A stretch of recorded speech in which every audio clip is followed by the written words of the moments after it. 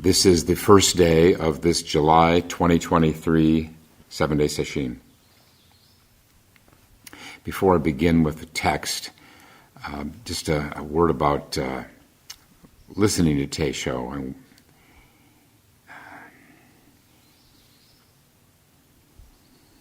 I'll repeat the instructions that Roshi Kapleau used to give, which is that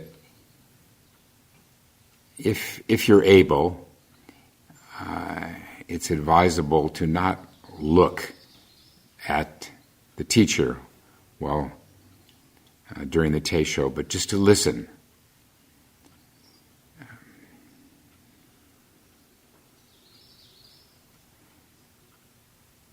I think it's widely reported that when we're not taking in visual data, our sense of hearing, we listen better. Now, for people who are following this online, who have serious hearing impairment, the problem is that the captioning may be kind of screwy. It may be, even that word, screwy, I wonder how that came out in the captioning. And so I've been asked by one or two people to have a camera in front of me so that the people can lip read. But as things stand now, I'm told that the camera would have to be right in front of me, like 3 feet in front of me. And that's just something I find leaves me feeling too much like I'm giving a performance, which is not in the spirit of it. Roshi Kapleau used to say, and he used to quote this from his own teacher, Yasutani Roshi, that a Teisho is more of a presentation to the Buddha, a presentation of one's own understanding of the Buddha Dharma. And that's why you face the Buddha. I'm not up there at the altar with my back to the Buddha, which, by the way, in some Buddhist traditions is practically a crime to ever turn your back to the Buddha. But more importantly, it's the teacher presenting his or her understanding to the Buddha, and everyone else kind of listening in. So we're going to continue with what we've done in recent years, which is where I'm facing most of the people in the Zendo, but back here at a distance, facing primarily the Buddha. I'm sorry for those who are unable to, who are left stuck with the captioning, but this is the most I can do at this point. I'm going to start Teisho, this session rather, with reading from the teaching of the great Da Wei. Da Wei was born in 1088. This places him in the Sung dynasty. The two dynasties you always hear about with the great masters are the Tang dynasty and the Sung dynasty. The Tang dynasty, very roughly, the 700s, 800s, and 900s, and then about 1,000, the Sung dynasty begins. And there, the Tang dynasty is often called the golden age of Zen. So many of these great Chinese masters lived then, taught then. But the Sung dynasty also had its great stars, and this was one of the most illustrious of the Sung dynasty masters, Da Wei. By the way, it's spelled the first word is Ta. The T is pronounced like a D, Da, and then the second word Hui. It's not we, as you'd think, but I'm told, is pronounced Hui, Da Wei.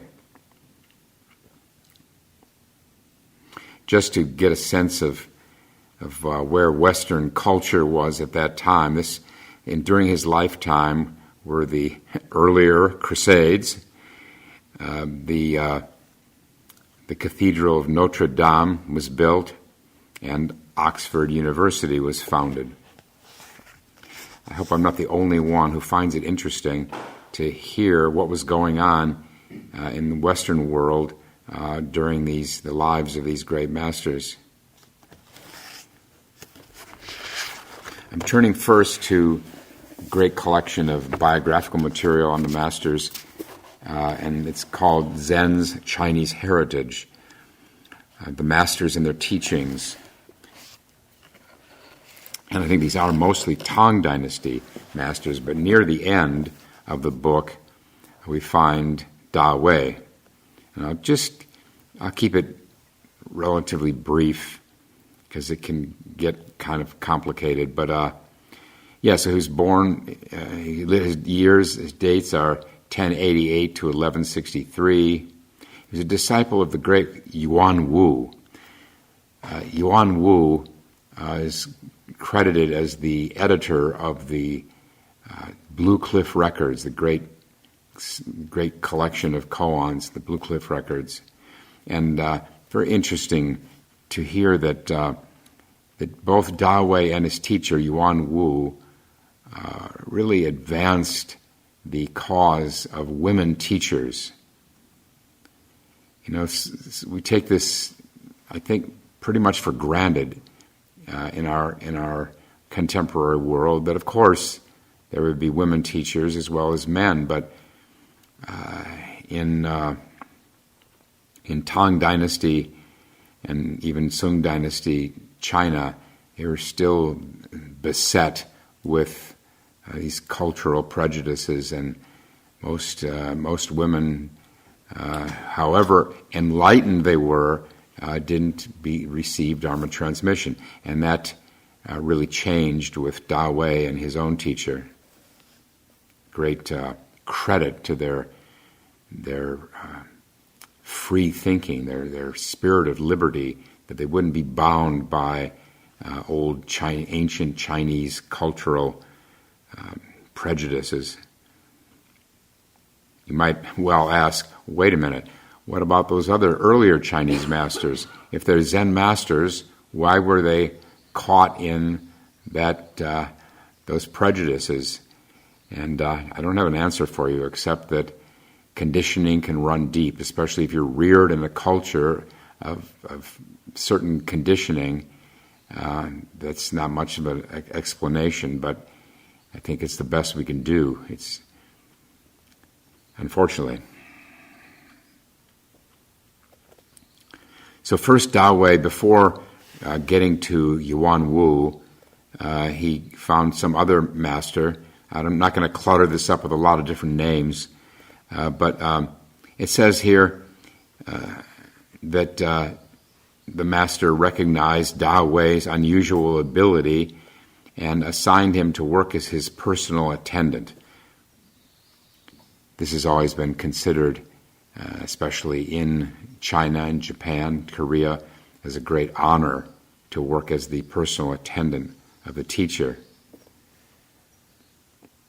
But it says, Da Wei's obstinate personality clashed with his teacher, leading to an exchange in which the teacher ridiculed young Da Wei, and he's saying, "You haven't experienced enlightenment, and the problem is your intellectual understanding."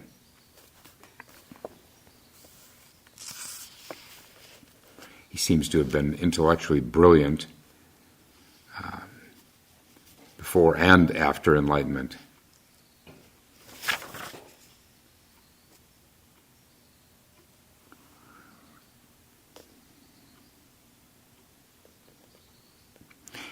We're continuing here with this translation of the old records by Andy Ferguson. I don't remember if I said his name. He's the the editor of this huge collection of biographical material.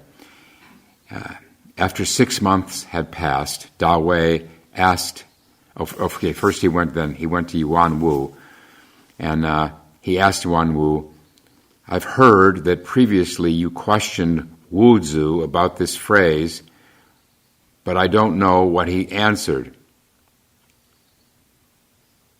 And Yuan Wu laughed, just laughed, he didn't reply. So Da Wei said, "At that time you posed this question to everyone. Why not say it again now?" We're getting to the phrase.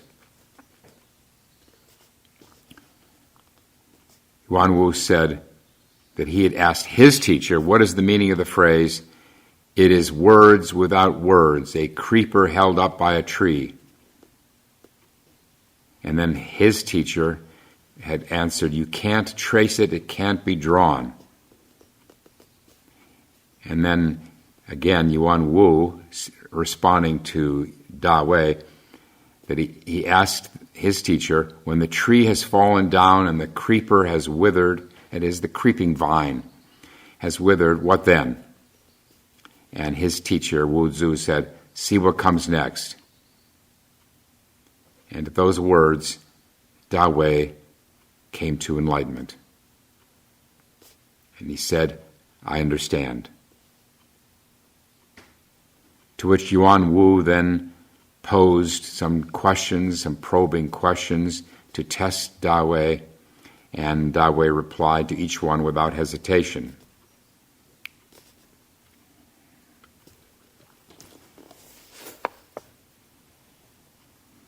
And then Da Wei became the abbot of a certain temple, and got all snarled up in the political turmoil of 12th century China. I guess I'm not going to get into that.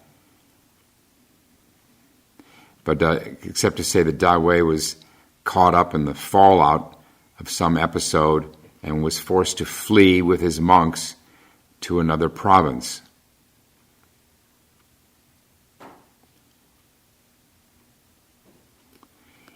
In the year 1150, Da Wei and his monks were forced by social unrest to move again.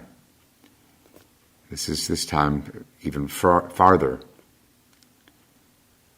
There, plague and famine killed more than half of them, more than half of the 100 monks in Da Wei's group. Just to stop and consider this. So we've heard now from massive political unrest, social unrest, plague, and famine.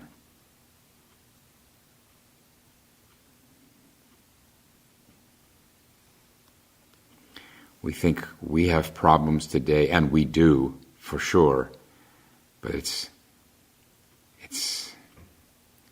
nothing original in what we're going through.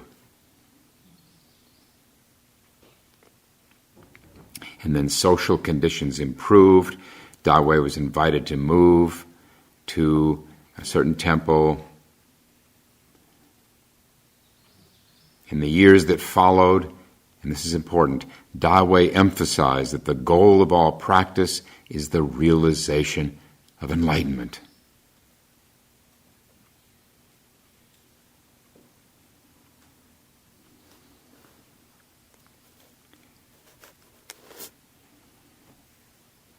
That's what he emphasized. And yet, my impression is that the goal of coming to awakening is something that isn't heard much in our contemporary Western centers, Zen centers. It's much, much, much more common to hear Zen teachers say, well, we have this originally enlightened mind, this Bodhi mind. And let's leave it at that.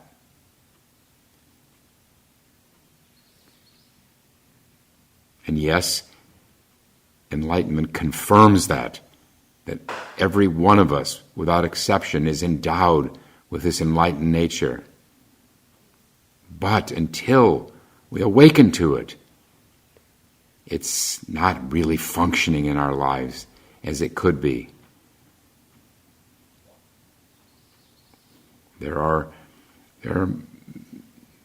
more than a few Zen centers where the word enlightenment now is as distinguished from original enlightenment. The word of enlightenment or awakening to the original enlightenment is almost a taboo. We don't talk about that. To talk about awakening is to divide the indivisible. After all, we're all enlightened. Well, yes.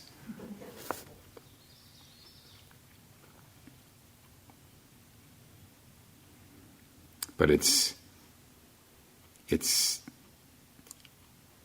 such a sellout to not acknowledge the possibility of awakening.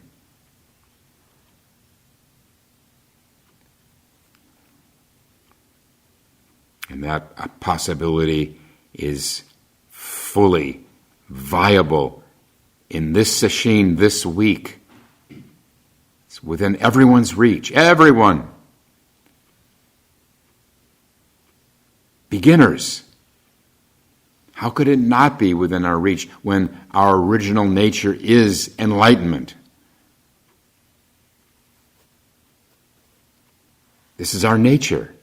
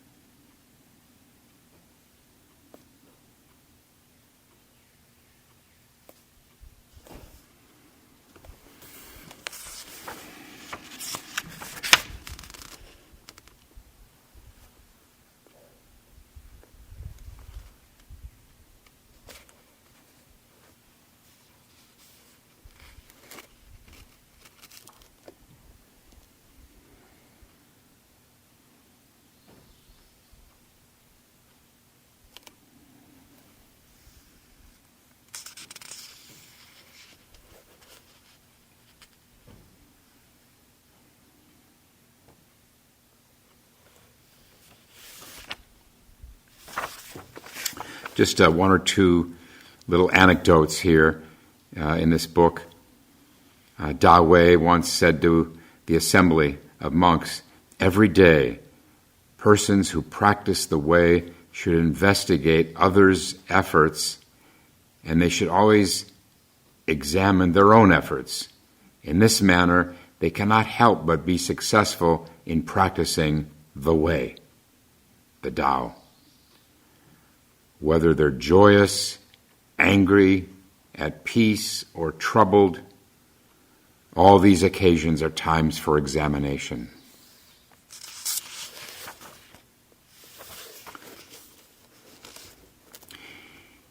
In the course of a 7-day sesshin, or even a 5-day sesshin, even fewer days, we go through one state of mind after another. It's inevitable. We've got this practice we're working on, a breath practice, a koan, shikantaza. But however much we stick to it, what it does is expose our issues, the stuff in the mind, come up. They find their way to the surface, memories, or even aside from memories, emotional states. It's quite a ride, sesshin, as anyone knows who's been to even one, especially a 7-day. And when he says these are all occasions for times for examination, we don't analyze these states of mind as they come up. That's not what we're doing here. just by focusing, holding to the practice we're working on, they are revealed. They arise to the surface. And it's enough just to see them, to notice them. Habit forces, emotional thought patterns, things that keep repeating themselves in our lives, reactions, all the different kinds of reactivity. These are all going to be on display this week. And there's nothing wrong with that. That's part of the process. It's part of the illumination process. The key thing is, even while seeing them, not dwelling in them, not making stories about them. Because if we do, we're just clinging to the I.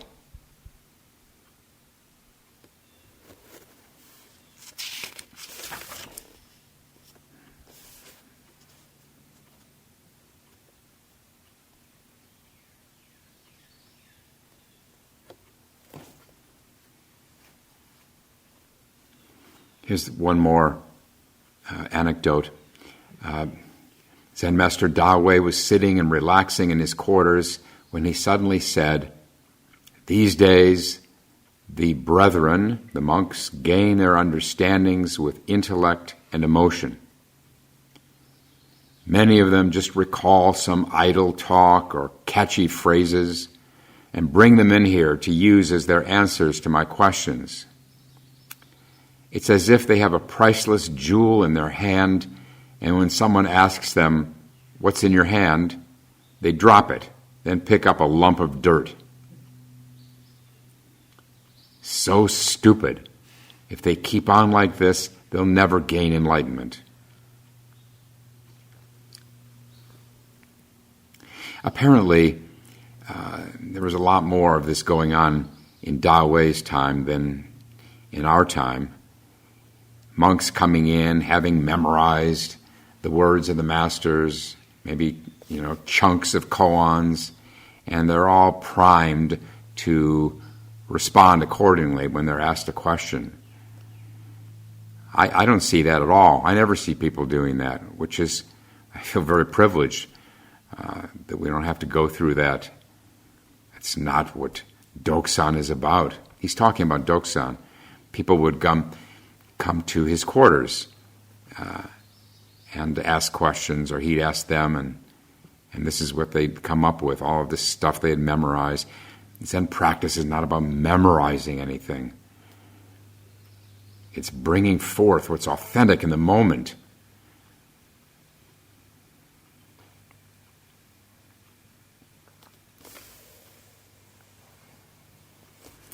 And then I'll just read some of the details of his dying. This was the year 1163. A falling star fell to the west of the temple with a terrifying flash. And then Dawei suddenly became slightly ill. His disciples inquired about his health. Dawei exerted himself and said in a loud voice, "Tomorrow I'm setting off on a journey."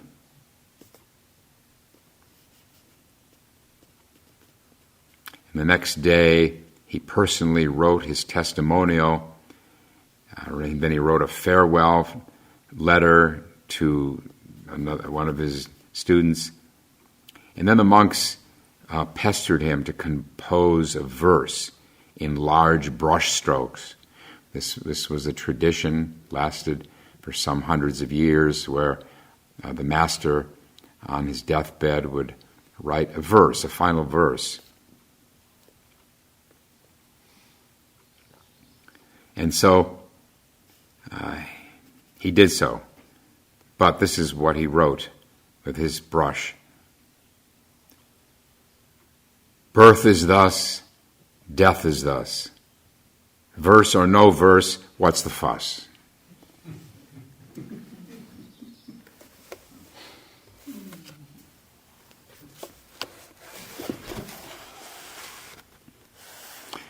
That's the end of the biographical material that we have.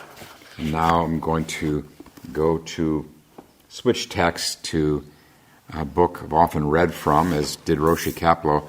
It's called Swampland Flowers, The Letters and Lectures of Zen Master Da Wei. I see from my notes, I try to date everything when I read from these books so that I don't repeat the same material too often. And I see that the last time I read from this book, which was in 2020, I left off on page 43, so that's where I'm going to pick up now.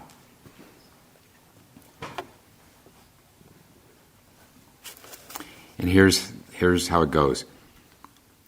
The Buddha preached all doctrines to save all minds. I have no mind at all, so what's the use of any doctrines? No mind, I'm sure most of you know, this is a Zen phrase. No mind means a mind that's free, a mind that's not caught in conceptualization, mind that is fully present, responsive.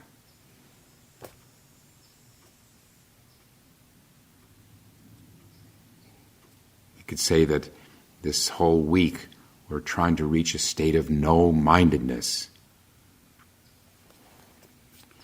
Dao Wei continues, basically, there is nothing in any doctrine and no mind in mind. The emptiness of mind and things, both, is their real character. Again, I have to pause here. He's touching on the very essence of the Buddha Dharma, the very essence, that all phenomena, physical phenomena, mental phenomena, thoughts, emotions, feelings, all phenomena are without substance. There's no roots. There's no roots to anything. Everything is in flux.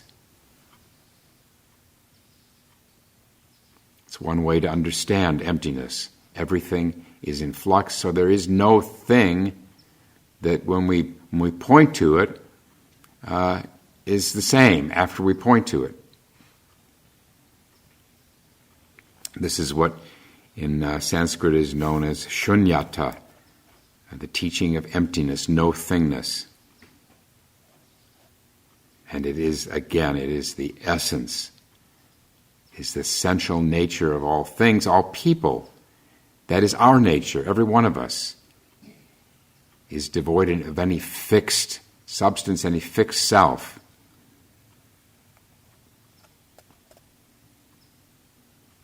He continues, but these days, students of the way often fear falling into emptiness.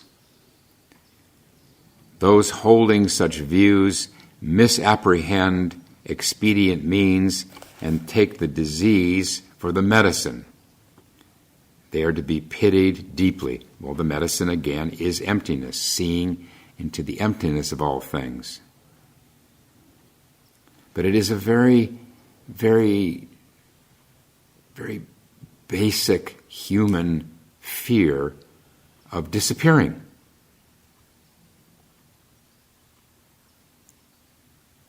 Losing the self. This is the irony that what we need to do most to achieve liberation is to lose this attachment to the self.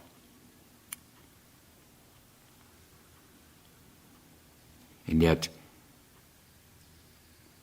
it is probably the deepest human fear is disappearing. Isn't that what death is? The fear of death is the fear of disappearing. No self.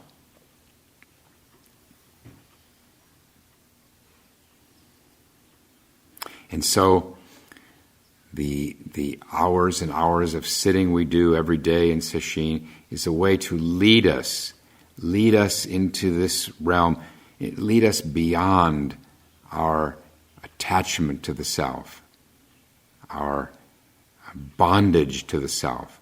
And by the way, the self just means our ideas about who we are. And if we can just, in this journey, in this move beyond our comfort zone of the self, if we can just trust the practice we're working on, just that, completely trust it, then we will be led beyond the shackles of this self-image, self-thought, and find ourselves free.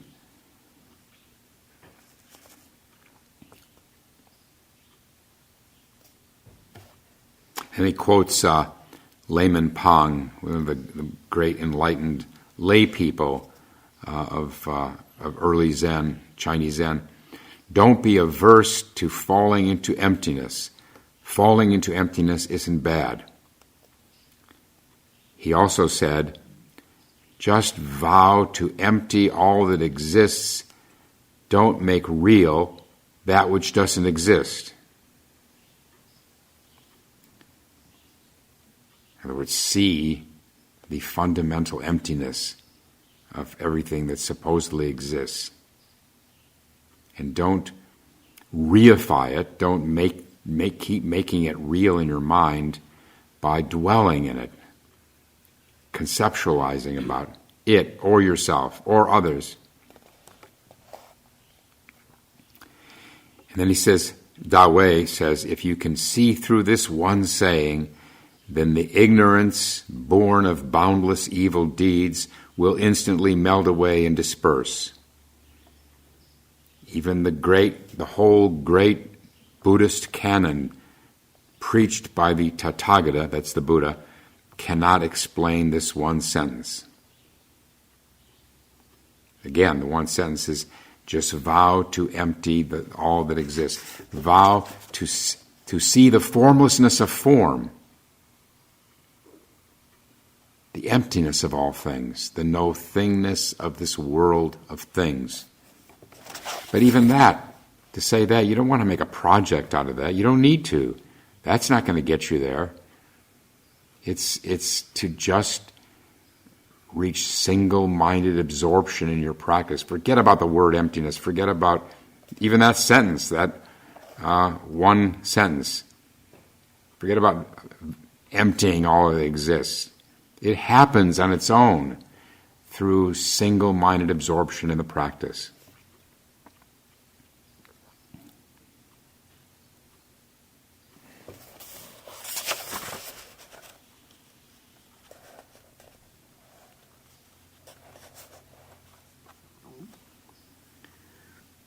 Apparently this is a letter he's writing to a disciple by the name of Chen, because then a paragraph later he says, Buddhist disciple Chen, you have realized that personal existence is false and that things are illusory. So I would take that to mean that you've had an initial glimpse into the formlessness of form. You've had what in Japan would be called kensho, which can be very, very slight. He continues, Dawei, amidst illusory falsehood, you were able to contemplate the saying, a dog has no Buddha nature. Because, of course, the koan mu. Suddenly, while washing your face, you found your nose and sent me a letter expressing your understanding, trying your hand at explaining Chan, Zen. This was like a 3-day-old tiger cub who already has the spirit to devour an ox. The message you conveyed, though, was like a lucky monkey hitting the ground with a stick. Where it hit, it went in a few inches, but where it missed, it had no grasp of the issue at all. Though in the main your basis is already correct, you are not yet clear about the great Dharma. This is a common disease of beginners entering the first barrier. If you can realize such a thing, push it to one side and take the essential gate of all the Buddhas and patriarchs and shut it at once. Only if you find a life on the other side of the primordial Buddha will you gain mastery of the Dharma.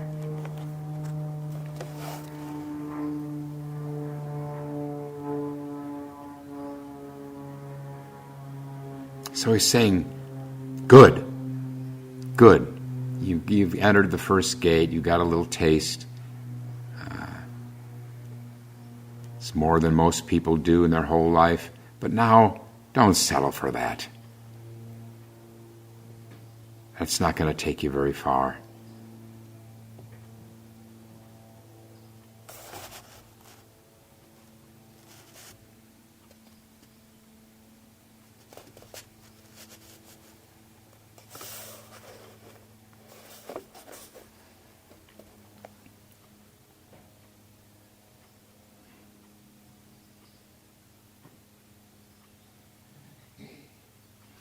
And then he ends this letter by saying, just get the root.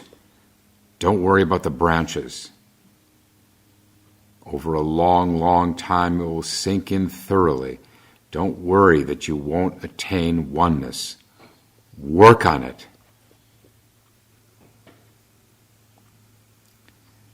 Just get the root. The essence. The essence that this world of thingness is no thing. Don't worry about the branches. The branches are all the various aspects of Zen practice, the prostrations, the chanting, the devotions.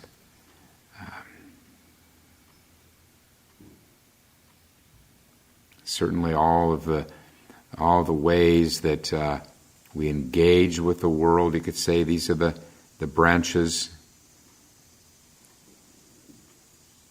A tree, there's no tree without a root.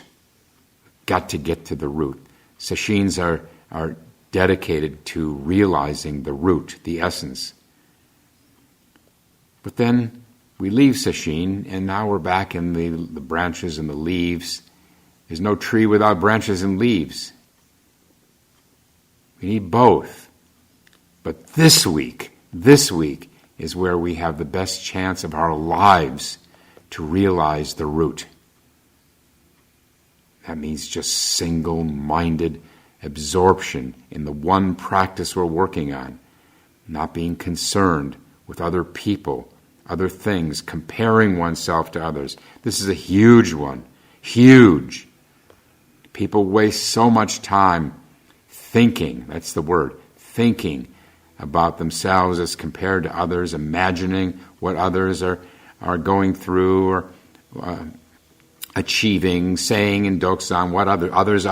There's no others in Sesshin in this respect. It's just mu, just the questioning. It's just 1 week. You have all the other weeks of the year, 51 weeks of the year, we can learn about the trees, the leaves and the branches. Here is our chance to get to the root. We'll stop now and recite the 4 vows.